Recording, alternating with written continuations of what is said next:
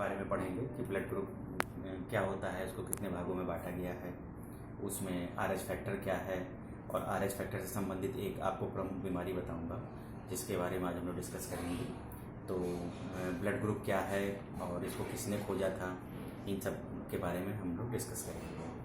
तो blood group को सबसे पहले लैंडस्टीनर ने इसको खोजा था और उसको 4 वर्गों में विभाजित किया था और इसमें उन्होंने मुख्यतः 2 पॉइंट दिए थे। 2 मतलब एक परिभाषा के तौर पर 2 पॉइंट दिए थे जिसे मैं आपको बताता हूँ। पहला ही उन्होंने ये दिया था कि आरबीसी में जो एंटीजन होता है उनके विपरीत काम करने वाली एंटीबॉडीज रक्त में अनुपस्थित होती हैं।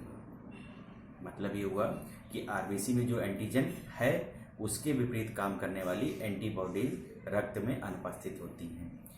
और दूसरा पॉइंट इन्होंने दिया था कि आरबीसी में जो एंटीजन नहीं होता है उसके विपरीत काम करने वाली एंटीबॉडीज रक्त में उपस्थित होती है। यानी कि 2 पॉइंट, आरबीसी में एंटीजन है तो उसके विपरीत काम करने वाली एंटीबॉडीज नहीं होगी, और दूसरा पॉइंट उन्होंने दिया था कि जो एंटीबॉडीज नहीं है उसके विपरीत काम करने वाली एंटीबॉडी रक्त में उपस्थित होती है। उन्होंने ये 2 मुख्य पॉइंट दिए थे और इसके बाद उन्होंने 4 ग्रुप में इसे बांटा, ए बी, बी और ओ। और सभी लोग जानते हैं कि सर्वदाता और सर्वग्राही ब्लड ग्रुप कौन से होते हैं। मैंने इसको एक चार्ट के माध्यम से बताया हुआ है और इसमें आपको भारत में सबसे ज़्यादा पाए जाने वाले ब्लड ग्रुप के बारे में बताता हूँ। तो सबसे पहले हम लोग चार्ट पे देख लेते हैं कौन कौन से ग्रुप हैं, कौन सा ग्रुप किसे अपना ब्लड ग्रुप दान दे सकता है और कौन सर्वदाता है, कौन सर्वग्राही है, इनके बारे में हम लोग थोड़ा चार्ट पर देखेंगे। जैसा हम लोग ये चार्ट पर देख रहे हैं, blood group can donate can receive from, यानी कि कौन किसे दे सकता है और किससे ले सकता है। तो आप ये देख रहे हैं ब्लड ग्रुप ए की अगर बात करें तो किसे दे सकता है, ए ग्रुप को दे सकता है और ए बी ग्रुप को दे सकता है। लेकिन ले किससे सकता है, ए से ले सकता है और ओ से ले सकता है। यहाँ आप ओ देख रहे हैं, ओ ग्रुप ऐसा ग्रुप है जो सभी को अपना रक्त दे सकता है, लेकिन लेने के लिए सिर्फ वो अपने ओ ग्रुप का ही रक्त लेगा।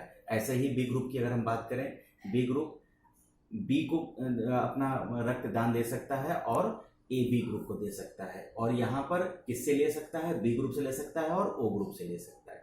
इसी प्रकार ए बी ग्रुप की अगर हम बात करें तो वो सिर्फ ए और बी ग्रुप को, यानी ए बी ग्रुप को ये अपना रक्तदान दे सकता है। और किससे ले सकता है, ए से ले सकता है, बी से ले सकता है, ए बी से ले सकता है और ओ से ले सकता है। अब यहाँ पर सबसे लास्ट में पॉइंट आया है कि ओ ग्रुप, यानी ओ ग्रुप सभी को दे सकता है लेकिन लेने के टाइम पर सिर्फ अपने ग्रुप से ही वो रक्त ले सकता है। तो यहाँ पर अगर हम लोग बात करें कि सर्वदाता ग्रुप कौन सा होता है, तो सर्वदाता ग्रुप सिर्फ ओ है और सर्वग्राही ब्लड ग्रुप जो है सबसे ज़्यादा भारत में पाया जाता है। अगर हम इसकी परसेंटेज की बात करें तो ए ग्रुप मोस्टली 21% भारत में पाया जाता है, बी ग्रुप 39% सबसे ज़्यादा भारत में पाया जाता है, ए बी ग्रुप 9% भारत में पाया जाता है और ओ ग्रुप 31% पाया जाता है। तो इस रेशियो से अगर हम बात करें कि इसमें सबसे ज़्यादा परसेंटेज किसका है, तो इसमें बी ग्रुप का 39% है। तो इससे साबित होता है कि भारत में बी ग्रुप वालों की संख्या सबसे अधिक है। देखिए, अगर रेशियो आपने फिर से सुना, बता देता हूँ कि A group 21%, B group 39%, A B group 9% और ओ ग्रुप 31%, यानी कि 39 यानी बी ग्रुप को सबसे ज़्यादा भारत में पाए जाने का संकेत दिया गया यहाँ पर। अब यहाँ पर बात करें एंटीजन, यहाँ पर मैं इस बात को कहूँगा एंटीजन और एंटीबॉडीज़ के लिए मैं अलग से एक वीडियो बना रहा हूँ। जल्दी आप तक वो पहुँचेगा कि एंटीजन क्या होता है, एंटीजन का कैसे कार्य होता है, कहाँ स्रावित होता है और एंटीबॉडीज़ क्या हैं, इनका कब उपयोग होता है और कैसे एंटीबॉडीज़ का निर्माण होता है। इन सब पे मैं एक वीडियो बना रहा हूँ, जल्दी आप तक वो भी पहुँचेगा। और इसी क्रम में आगे बढ़ते हुए क्रम अगर हम बात करें कि ब्लड ग्रुप में एंटीजन हमेशा सेम होता है, यानी कि ब्लड ग्रुप जो होगा लैंडस्टीनर के अनुसार कि ब्लड ग्रुप और एंटीजन सदैव एक तरह के होते हैं, यानी कि सेम होता है। और ब्लड ग्रुप मुख्यतः 2 तरह के पाए जाते हैं, एबीओ टाइप और आरएस टाइप। एबीओ टाइप में एंटीजन ए और बी पाया जाता है और आरएस टाइप को आरएस फैक्टर जो है वो इसके बारे में मैं थोड़ा डिस्कस कर लेता हूँ कि आर एच फैक्टर ये मुख्यतः यह आर एच फैक्टर की अगर हम लोग बात करें तो यह ब्लड ग्रुप एक बंदर पर प्रयोग किया गया था सबसे पहले। तो उस बंदर का नाम रीसिस था। तो RHESUS यानी रीसस नाम था बंदर का। तो उसके पहले दो शब्द को ले लिया गया था RH को, तो इसी के नाम पर RH फैक्टर पड़ा।